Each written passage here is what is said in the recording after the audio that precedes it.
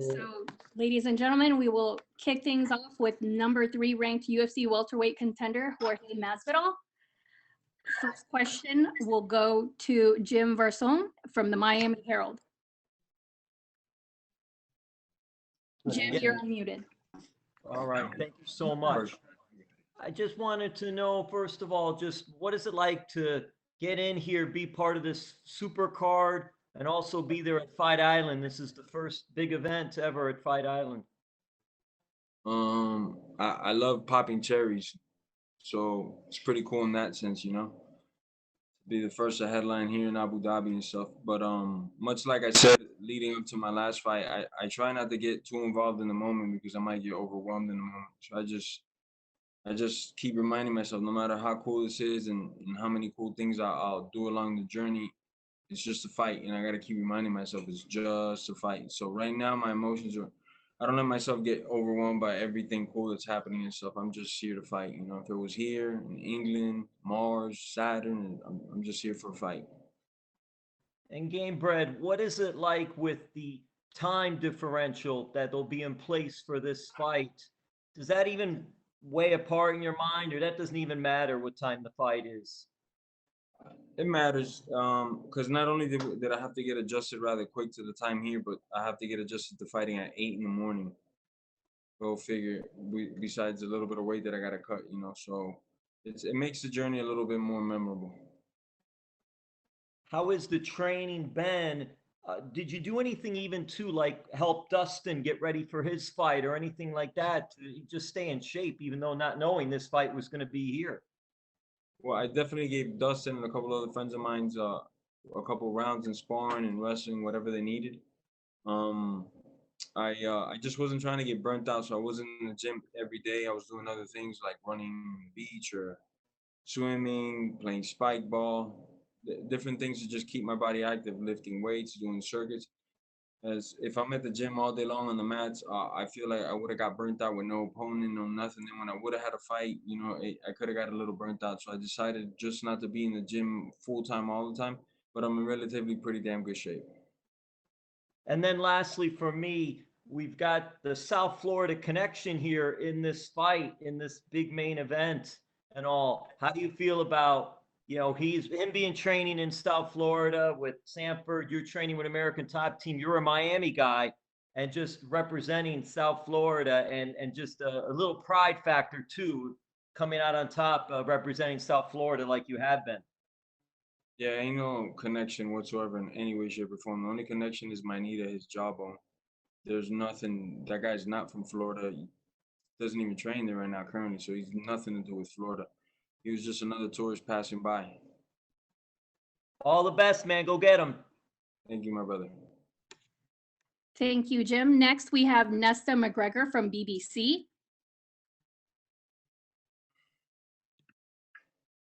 From the UK. This fight is a bit of a gift. You wasn't expecting it. Are you as prepared as you'd like to be, or would you have preferred this fight to be in a month or two? You gotta ask better questions. That 6-day notice, how prepared could I be? You know, I'm as prepared as I need to be for Usman, but obviously it's not like a full training camp. It's not like I had 6 weeks to prepare. That'd be different. My weight wouldn't have been as high. So I'm not gonna say my weight wise I'm 100%. You know, but everything else, my mind is ready, my heart is ready, my skill set is better than him on any day of the week. So I just get to go out and prove it come this Saturday. Okay, you just spoken about with the previous journalist about your Miami connection. We all know your story, from fighting in squalid gyms to this. If there's a movie about your life, who plays you and how does it end? Do you have the championship on Saturday? I have the championship and a lot more on Saturday. And who plays me? I don't know. A lot of these Hollywood actors are a little wishy-washy, and I wouldn't want these guys portraying me in any way, sense, or form. A lot of them, so it'd be tough to find the right one. No worries. It sounds like you'll play yourself. Thank you very much and good luck. Thank you, my brother. Have a great day. Thank you. Next, we have Jeff Wagenheim from ESPN. Hey, Jorge. I apologize if someone asked this because I had to jump on the call a little bit after it started. But with Mike not able to be in the corner, have you settled on your on all of who will be in the corner? We have one fewer person, or have you enlisted somebody else to be there with you? Yeah, we'll have an extra person. Secret weapon of mine will be there. We're ready to go, man. It obviously sucks. I really wanted Mike Brown to be right there in the corner because he's put in so much mat time, phone time, tape time, running alongside of me, cutting weight alongside of me. We were friends and sparring partners and training partners long before he became my coach. So when he took on the role as one of my head coaches, has brought me this far. It's just devastating news when I found out that Mike Brown was not going to be in my corner. But the fight, the show must carry on, and Mike will be there in spirit. And I got to do this for my boy, man, Mike Brown. So secret weapon. We're not going to say who the secret weapon is. We want to keep the suspense going until Saturday.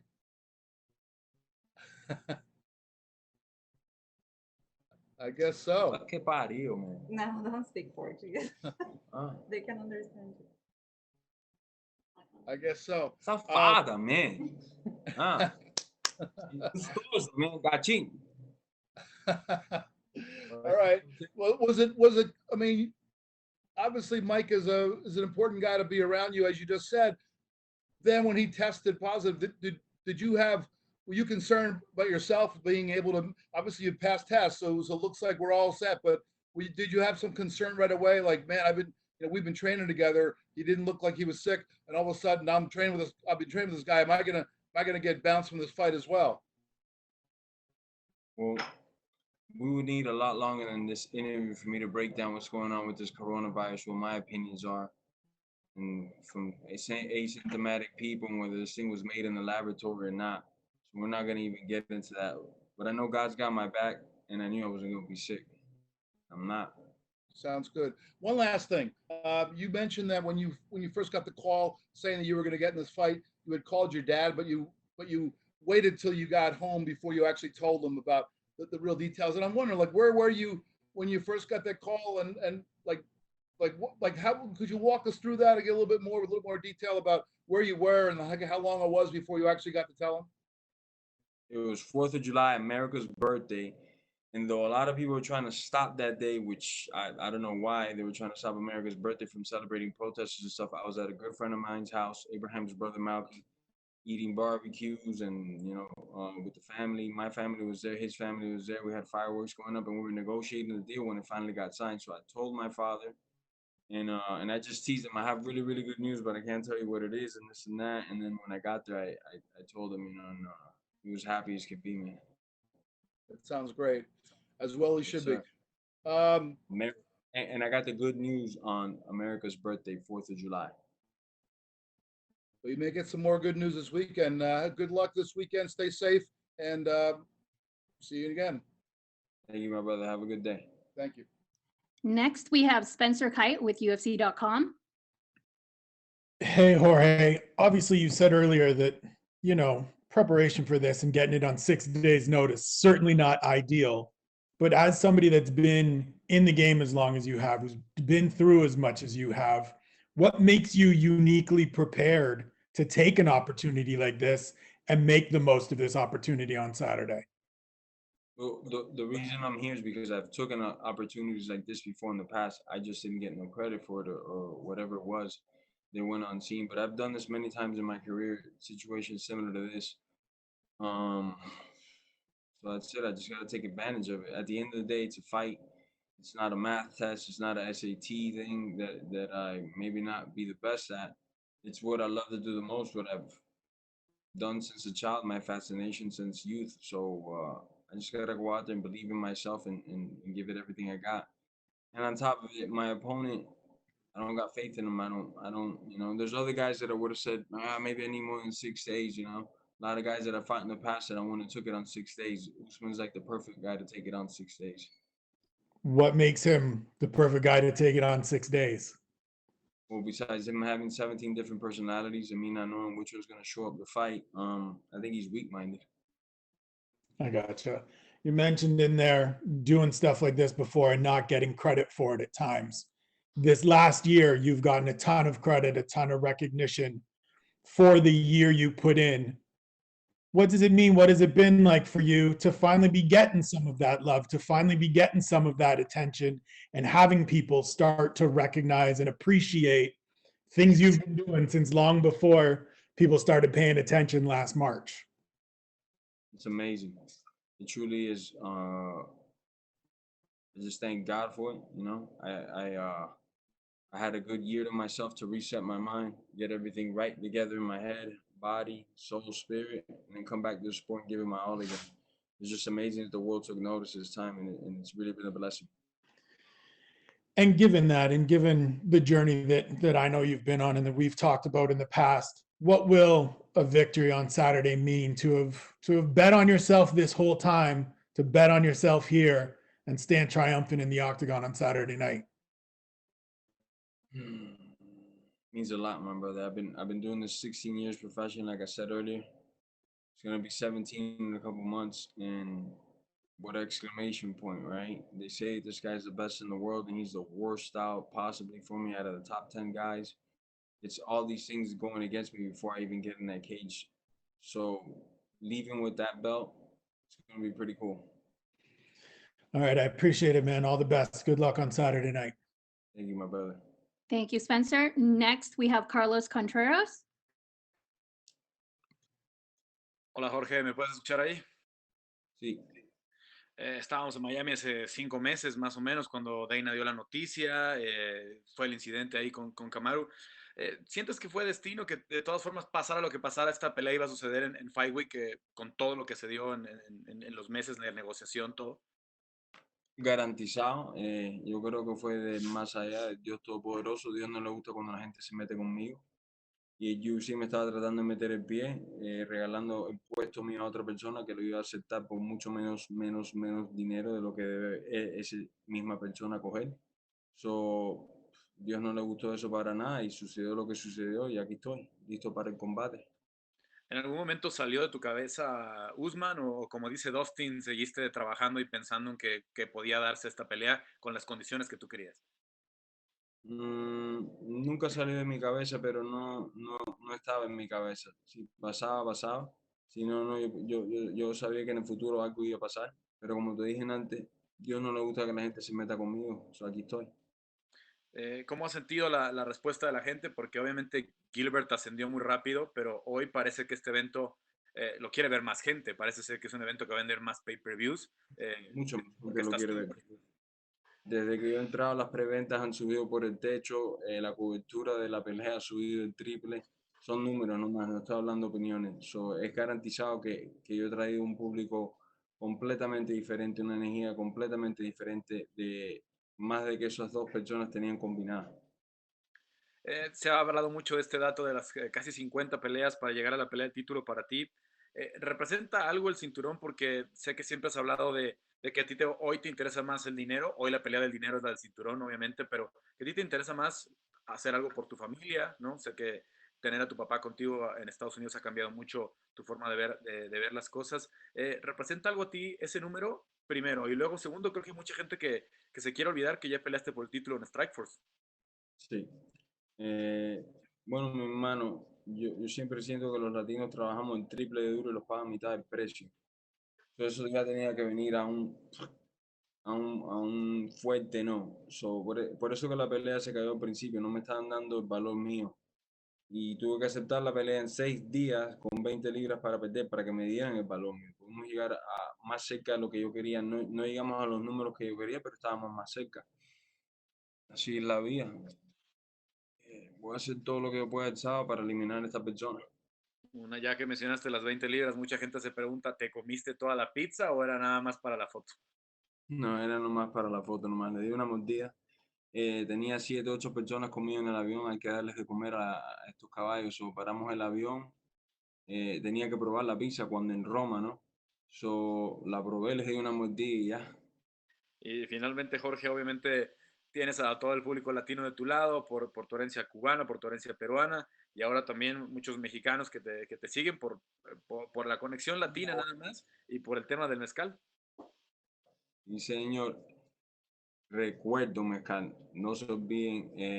Yo creo que muchos latinos se ponen detrás de mí porque soy un guerrero nomás, porque no me doy por vencido y tengo el espíritu de latino que todos los latinos pueden ver, de sur, centro y el Caribe. Pueden ver que tengo el mismo espíritu que ellos, que no me doy por vencido, que tengo valores y principios, me gusta trabajar duro y no voy a coger, no voy a tomar que nadie me diga no, ni dejar que ninguno de estos demonios ni diablos me aguante abajo. Yo voy a hacer lo que siempre he sido, representar por mi público latino. Muchas gracias, Jorge. Gracias, hermano. And next we have Damon Martin from MMA Fighting.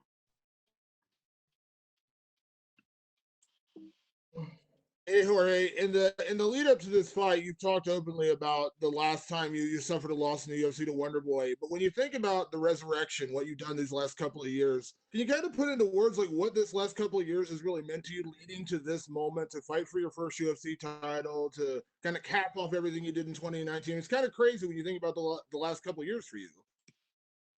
Yeah, it's been a roller coaster, man. It's been up and downs, downs and ups, and snap.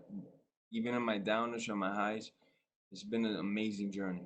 I love it. I love what I do. That's why I'm still here. So I got double the years fighting professionally than most of these guys do, and that's not an opinion. That's more of a fact. So I got more KOs than a lot of these guys have victories because I love what I do. If I didn't love what I do, the money couldn't get me in here after all these years. I love what I do, and it's the only reason I'm still here. Leading up to this fight, you obviously talked a lot about being paid your worth, and you got your deal done, and obviously you said you got pretty much what you wanted, but you became kind of a voice for that. For the few weeks you were really talking about that, kind of leading that charge. When this fight is over, you got a title around your waist. Do you still want to be that guy? Do you still want to lead that charge for fighter pay, things like that? Still leading the charge. I think I just set an example to lead the charge. They offered me a deal. I didn't like it. I didn't take it, God fixed it on the back end for me. They came back with a much better deal. So I'm here. If not, believe me, this is not nowhere near the same deal where they offered me before. If not, I wouldn't be here. When you So fought, I'm leading that campaign, and whether I have the belt or not, which I am gonna have the belt, but if I wasn't competing for the belt, I'd still be campaigning for it. Belt around my waist. I'm still gonna be campaigning for not just more money for me, but for all my brothers and sisters in the sport. Especially when it comes to a revenue share of the pay-per-view. That's really what I'm voicing my opinion of. Absolutely. When you were fighting Ben Askren last year, you talked about the personal nature of that, some of the crazy things he had said, and how you kind of felt about that. It did become personal for you. Where is it personal with Kamaru Usman? Is it that kind of level of personal like it was with Askren? Like I said in the Askren fight before and after, it's never personal. It's always bitten it, and it's just people that I probably didn't get along too well with, But Usman, for a fact, that's crossed lines, and no other competitor that I've fought, I've talked about. He's talked about things he's gonna do to my butthole, which I don't understand why he's talking about my butthole. He's talking about my ethnicity, whether I'm this or that. He's telling people that I'm saying I'm God. You can't find the video or a Twitter thing or nothing ever saying that I said I'm God. So this guy's just doing a lot of things that are going to cause them to get hurt in a very violent way. And if the referee trips on the way to stopping me and I get to get a couple extra punches, I wouldn't mind. The super necessary punches is what you're saying? They're going to be a little bit more than the super necessary punches. It's going to be something a little special around, I'm going to have to go into my fast forward speed and truly send this guy to another plane. And my last question, a lot of people talk about Darren Till, they talk about Ben Askren, they talk about Nate Diaz, all tremendous wins, but you fought so many guys throughout your career, Eve Edwards early in your career, Joe Lozon early in your career. I mean, you fought so many guys. Where does Usman rank in terms of like the toughness of opponent? Would you put him in that same level as some of those other guys, or do you not think he is actually as good as advertised? Nowhere near good as advertised. And that's why I'm here. I'm going to prove it. I think he's mentally weak.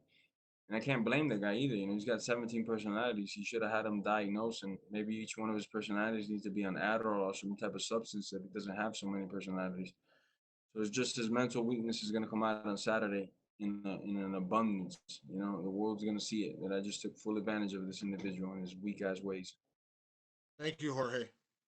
Thank you, man.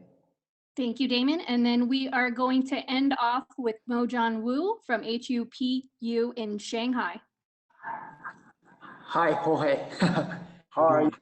This is Hoopu Sports from China. So first of all, tremendous respect to you for taking this fight in such short notice.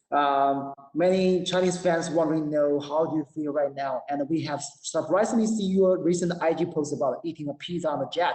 So how do you physically and mentally prepare for this fight?